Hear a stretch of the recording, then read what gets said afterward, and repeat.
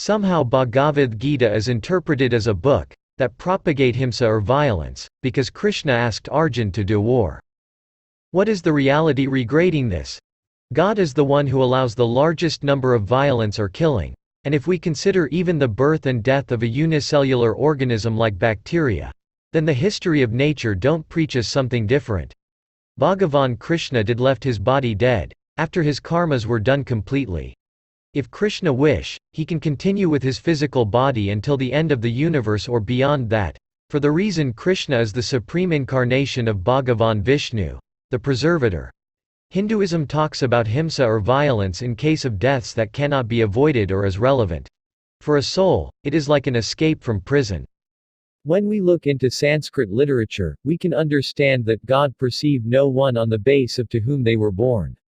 God evaluates anyone on the base of karma or actions they indulge in. For example, Ravan was born to a Brahmin, which is the first Varna in the Varna system, while Ravan was killed by Sri Ram, who took birth as a Kshatriya, which is the second in Varna system. It means to whom Ravan was born didn't change the result of his karma. Sri Krishna killed Kansa, Putana etc., which were all irrespective of their Varna, but only on the base of their respective karma.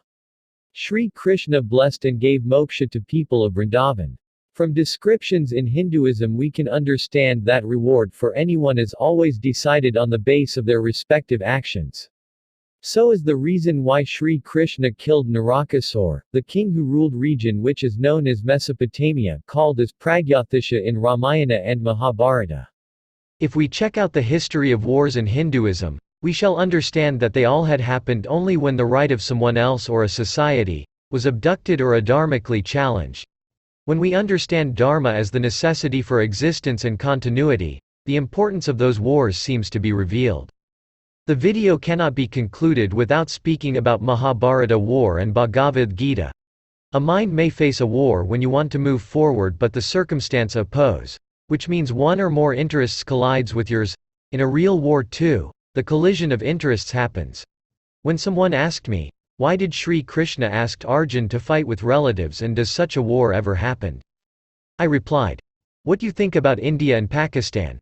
So, race or DNA don't define relationship on the base of karma or actions. According to Hinduism, blood relation and relation on the base of karma are different. After all, Kauravas were never sympathetic about Pandavas.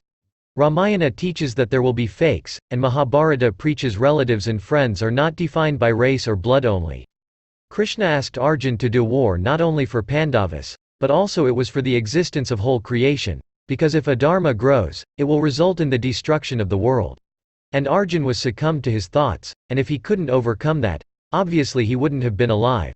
This is what we can understand from Mahabharata. According to Hinduism, Sri Krishna took birth to protect dharma. Thus, Mahabharata war, which was unavoidable, happened in the presence of Krishna. Krishna talks about the dharmic philosophy to Arjuna.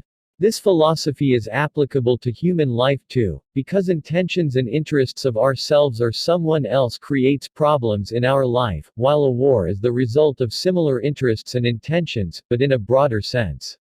So, philosophical principles remains the same in both cases. Both these circumstances were simultaneously faced by Arjuna before the war of Mahabharata.